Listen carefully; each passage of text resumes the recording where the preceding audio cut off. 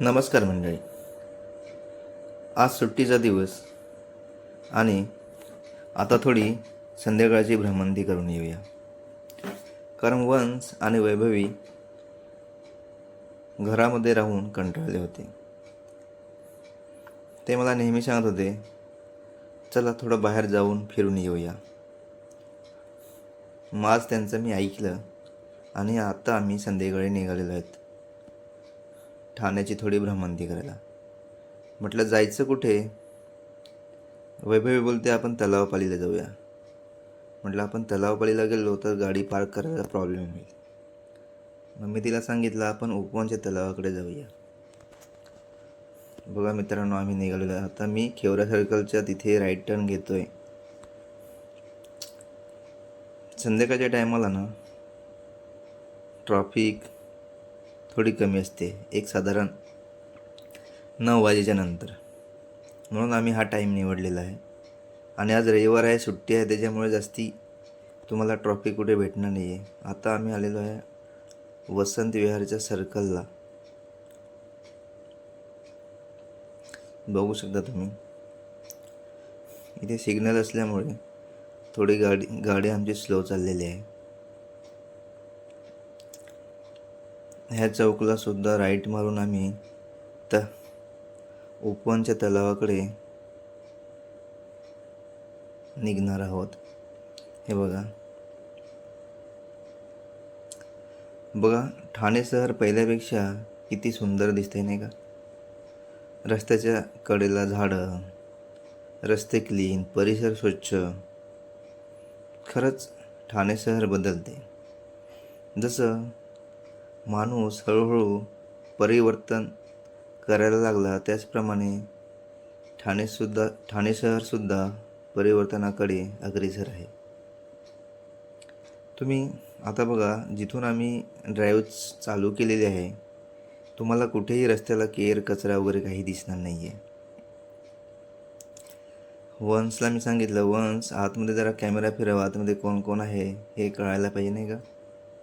बघा आजचं video shooting वंश करतो, कारण मी गाडी चालवतो ना, त्याच्यामुळे. वंशला ओढ लागली होती त्या उपवनच्या तलावाची. कारण तो लहान असताना, साधारण एक 4 वर्षाचा असताना आम्ही गेलो होतो उपवनच्या तलावाकडे. गणपती विसर्जनाच्या टायमाला गेलो होतो आणि ते त्याला एकदम त्याच्या मेमरीमध्ये फिट आहे. पप्पा आपण तिथे गेलो होतो, त्या तलावामध्ये एक मोठा स्टॅच्यू आहे शंकराचा. म्हटलं हो, चला आज तुला परत बघायला मिळेल. आम्ही जात असताना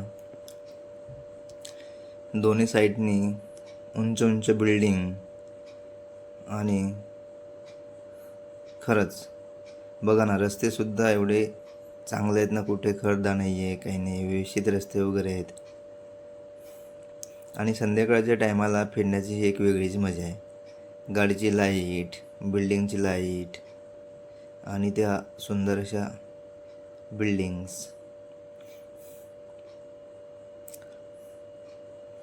वंश सारखं मला सांगतोय, पप्पा आज आपण बाहेर काहीतरी खाऊया. म्हटलं चला, आज तुम्ही बाहेरच का, कुठे घरामध्ये वगैरे काही बनवायची काही गरज नाही आहे. आज बाहेर फिरायला आलो आहे तर बाहेरच काहीतरी खाऊन जायचं. बघा आता आम्ही पुढे गेलो. मला ना त्या गाडीवरती ना 2 कुत्रे बसताना दिसलेले आहेत बघा. आणि मी वंशला बोलतो, वंश तुझे 2 मित्र चाललेले आहेत बघ. बघा कसे बसलेले आहेत ना 2 कुत्रे. आता मात्र आम्ही 2 मिनिटावर उपवनच्या तलावाकडे पोहोचणार आहोत. तुम्ही सुद्धा जर उपवनच्या तलावाकडे येण्यासाठी प्रयत्न करत असाल तर हा टायमिंग अगदी एकदम बेस्ट आहे. कारण बघा गाड्यांचा दरवळाट कमी आहे, म्हणजे ट्रॅफिक कुठे तुम्हाला भेटणार नाही आहे. फायनली आम्ही उपवनच्या तलावाकडे पोचलो. बघा तुम्ही माझ्या डाव्या हाताकडे बघत असाल, हा जो नजारा आहे तो उपवन तलाव आहे. उपवन तलावाच्या साईडला मोटरसायकल लोकांनी पार्क केलेले आहे. म्हणजे मोटरसायकल किंवा 4 व्हीलर जर तुम्ही घेऊन आलात तर ह्या रस्त्याच्या कडेला तुम्ही पार्क करू शकता. त्या तलावाच्या साईडलाच तुम्हाला वेगवेगळे खाण्याचे स्टॉल भेटतील. बघा मित्रांनो, आता आम्ही थोडं पुढे आलो आणि हे ते रेस्टॉरंट जे वन्सला अजूनही आठवते. जेव्हा आम्ही आलो होतो तेव्हा ह्या हॉटेलमध्ये अगदी मनसोक्त जेवलो होतो आणि जेवणसुद्धा इथे खूप चांगलं मिळतं मित्रांनो. आता माझ्यापुढे एक मोठा प्रश्न होता, गाडी आपण पार्क कुठे करायची? आतमध्ये घेऊन गेलो तर व्यवस्थित पार्क होईल, कारण रस्त्याला ट्रॅफिक पोलीस वगैरे आले तर प्रॉब्लेम नको ना, म्हणून आम्ही आतमध्ये गेलो. बघा मित्रांनो, लेफ्ट साईडला तुम्ही बघत असाल त्या उंच उंच बिल्डिंग आणि त्यांचे लाईट्स त्या पाण्यामध्ये पडते. आणि तो बघा, फायनली आम्ही आतमध्ये गाडी घेऊन आलेलो आहेत. आता आम्ही बघतोय कुठे पार्किंगला जागा आहे का. वैभव बोलते नको आतमध्ये गाडी घेऊन जाऊ, आतमध्ये गाडी पार्किंगला जागा आहे की नाही माहीत नाही आहे. तरी पण मी तिचं ऐकलं नाही आणि आम्ही सरळ गाडी आतमध्ये घेऊन चाललेलो आहे.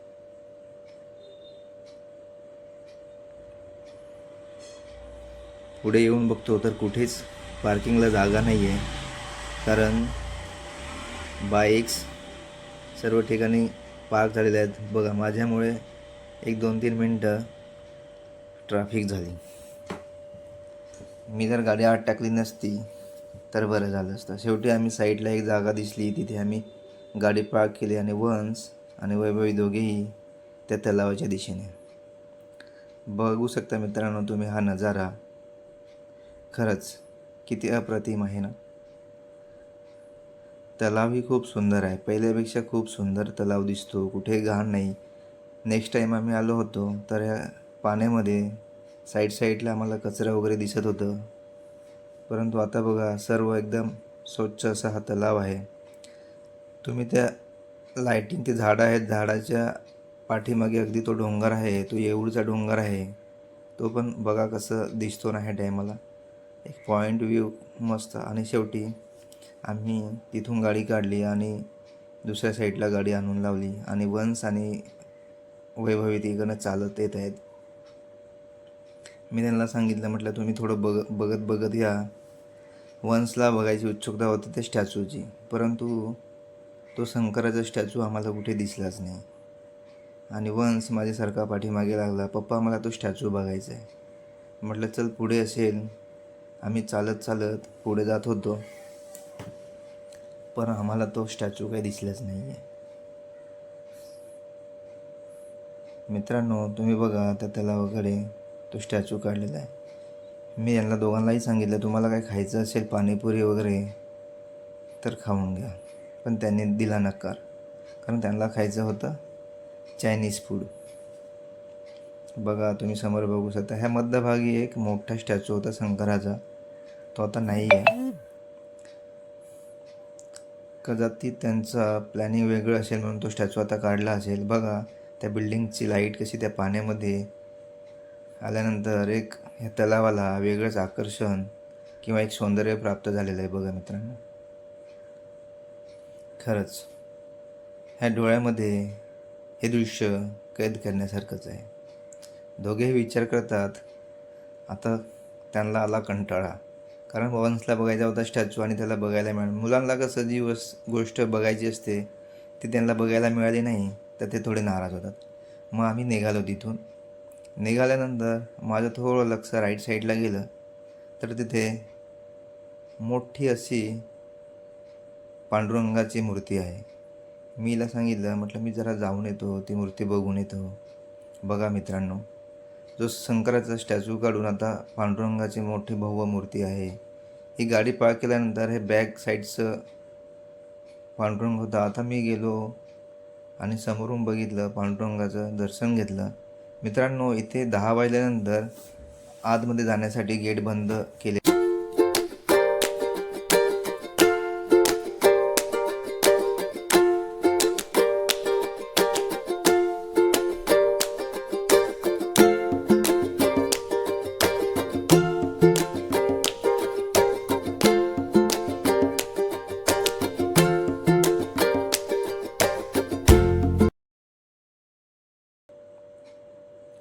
बघा आम्ही आता डाव्या साईडला आहोत आणि वंश आवडीचं हॉटेल ते राईट साईडला आहे.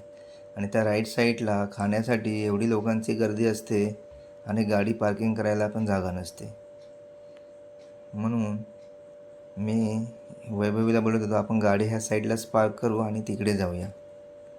मग शेवटी माझी नजर परत एकदा त्या पार्किंगकडे. म्हटलं पार्किंग कुठे करूया. आता ही गाडी आहे, या गाडीच्या थोडं पुढे जाऊन गाडी पार्क करायचा असा विचार चाललेला आहे माझा. आणि हे बघा, हे तुम्ही समोर बघताय, हे वंशचे हॉटेल आहेत. आता आम्ही गाडी तिकडे पार्क केल्यानंतर परत तिथून चालत चालत पुढे चाललेलो आहे.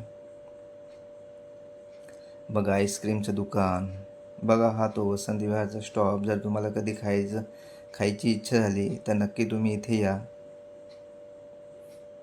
हे वंश आवडीचं आईस्क्रीमचं दुकान. इथे आल्यानंतर आईस्क्रीम खाल्ल्याशिवाय वंश कधी जातच नसतो. बघा तिकडे बघतो तो. आणि मित्रांनो, जर तुम्हाला साऊथ इंडियन काही खायचं असेल तर नक्की तुम्ही इथे या. इथे साऊथ इंडियन खूप चांगलं भेटतं खायला. बघा हे सर्व हॉटेल्स आहेत इकडे. आणि कोणाला आतमध्ये बसायचं असेल तर तुम्ही आतमध्ये सुद्धा बसू शकता. आणि कोणाला बाहेर बसायचं असेल हवेशीर, ती सुद्धा व्यवस्था आहे. फायनली आता आम्ही काही सेकंदामध्ये वंश हॉटेलमध्ये जाणार. लहान मुलांना कसं जे त्यांना आवडतं तिथे त्यांना जायला खूप आवडतं. बघा फायनली त्या हॉटेलकडे आम्ही आलेलो आहेत. आता तुम्ही समोर कॅमेऱ्यामध्ये बघणार हॉटेल जेरासी पॅलेस. इथे AC आणि नॉन AC दोन्ही आहे. वन्स बोलतो आपल्याला ACमध्ये बसायचं आहे, म्हणून आम्ही वरती गेलो. वरती गेल्यानंतर आम्हाला वाटलं आज खूप गर्दी असेल, पण तसं काही चित्र दिसलं नाही आहे. आम्ही गेल्यानंतर एक 4-5 मुलांचा ग्रुप तिथे बसलेला होता. बघा मित्रांनो,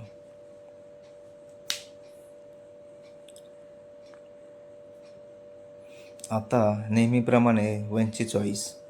आम्ही आल्यानंतर नेहमीच ह्याच टेबलवर बसतो. मी वंशला सांगितलं, वंश तुम्ही काय खाणार आहेस? मम्मी बोलते तुम्हाला जे आवडेल ते तुम्ही मागवा. वंश बोलतो सर्व. त्यांनी तो मेनू कार्ड इकडून तिकडून बघितला. शेवटी त्याच्या मनात होतं तेच त्याला खायचं होतं. पहिले बोलतो लॉलीपॉप, नंतर बोलतो मला चिकन क्रिस्पी खायची आहे. मी वेटरला ऑर्डर दिली आणि बघू शकता मगाशी हा एकच ग्रुप होता, आता एक दुसराही ग्रुप तिथे साईडला बसलेला आहे. आणि ही दोघेही मम्मी तिच्या मोबाईलमध्ये. बघा फायनली ऑर्डर आलेली आहे. आणि वैभवीची थोडी दाढ दुखते म्हणून तिने थोडंच घेतलं. बोलते मी थोडं टेस्ट करून नंतर खाणार आहे. म्हटलं बघा तुम्हाला जसं जमेल तसे तुम्ही खा. बघा याचा आवडीचा पदार्थ आला तो हा अगदी आवडीने तो खात असतो. लहान मुलांचं कसं त्यांच्या आवडीचं मिळालं की ते भरभरून खात असतात. बघा थोडे खातात, थोडे मोबाईलकडे लक्ष. मुलांचं हल्लीचं असंच आहे ना, समोर त्यांचा मोबाईल पाहिजे आणि समोर ताटाकडे न बघता त्या व्हिडिओकडे बघत खात असतात. आणि ही आमची होम मिनिस्टर. शेवटी सर्व खाऊन आम्ही बाहेर आलो. बाहेर आल्यानंतर ह्या दोघांचे थोडे वेगळेच प्लॅन होते.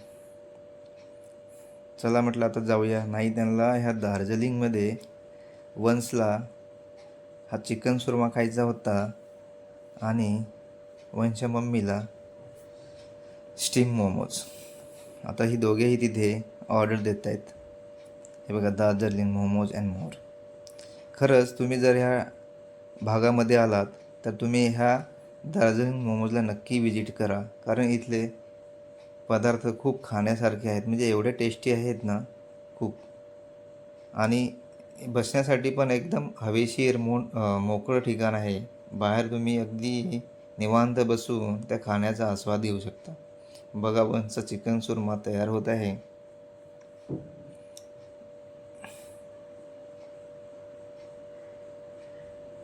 शेवटी आम्ही ह्या साईडला चेअर आहे तिथे येऊन बसलो. आणि वंश तिथून काय हलायला तयार नाही. जोपर्यंत तो सुरमा तयार होत नाही तोपर्यंत वंश तिथून हलणार नाही. कारण मुलांचं कसं. फायनली मम्मीचे मोमोज आलेले आहेत. बघा तुम्हाला दिसत असतील मोमोज किती चांगले दिसत आहेत ना. जसे जेवढे ते चांगले दिसतात त्याची टेस्ट पण अगदी मस्तच आहे. मला जास्ती मोमोज काही आवडत नाही आहे, पण आज हिने मागवले तर म्हटलं आपण ट्राय करूया.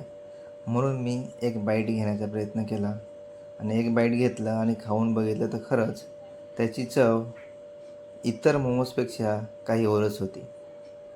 एक बाईटमध्ये मला तो परत खायची इच्छा झाली, परंतु मला जास्ती आवडत नसल्यामुळे मी ते खाल्ले नाही आहे. आता हे दोघे पण खाण्यामध्ये खाऊ शकता आणि विशेष म्हणजे पाऊस नसल्यामुळे वातावरण हे थंड होतं. वंश त्याच्या ऑर्डरकडे लक्ष आहे. वंशचं बघा, आता वंशची ऑर्डर येईल. वंशने मोमोज खाल्ल्यानंतर तो बोलतो, पप्पा आता हे मी चिकन सुरमा घरी घेणार पार्सल. म्हटलं चालेल, घरी जाऊन खायचं आहे त्याला.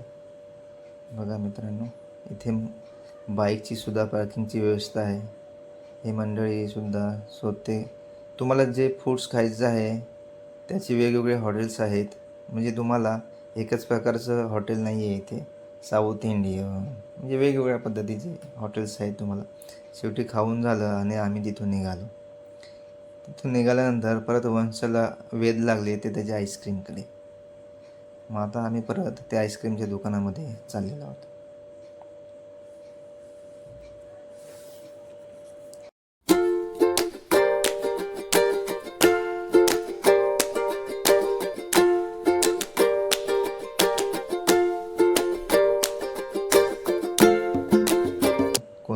कोणती घेऊ. मोस्टली त्याला मँगो जास्ती आवडते, चॉकलेट किंवा स्ट्रॉबेरी. आता याच्यापैकी कोणती डिसाईड करतो बघूया.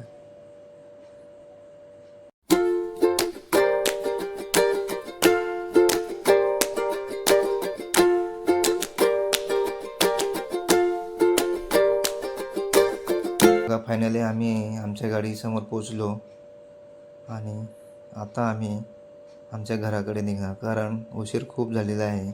जवळजवळ 11:15 वाजायला आलेले आहेत आणि आता आम्ही घराकडे निघतोय. खरंच मित्रांनो, ते म्हणतात ना, जीवन हे खूप सुंदर आहे. खरंच मित्रांनो, खूप सुंदर आहे. लाईफ इज ब्युटिफुल, मजाच मजा. खरंच तुम्ही जर ठरवलं तर खरंच हे लाईफ खूप सुंदर आहे. म्हणून तुम्हीसुद्धा तुमच्या कुटुंबाबरोबर, मित्राबरोबर असेच कुठेतरी फिरण्यासाठी, मन मोकळं करण्यासाठी जात राहा. मित्रांनो, हा माझा व्हिडिओ तुम्हाला कसा वाटला लाईक करा, शेअर करा, कमेंट्स करा आणि असेच माझे व्हिडिओ बघत राहा. तुम्हाला नवनवीन व्हिडिओ बघायला मिळतील. थँक्यू. मित्रांनो, आपलं जीवनसुद्धा या गाण्याप्रमाणेच आहे. जिंदगी एक सफर है सुहाना, यहाँ कल क्या हो किसने जाना. खरंच ह्या गाण्याप्रमाणेच आपलं आयुष्य आहे. म्हणून प्रत्येक दिवस अगदी आनंदाने, हॅपीने जगा, अगदी या गाण्यासारखंच.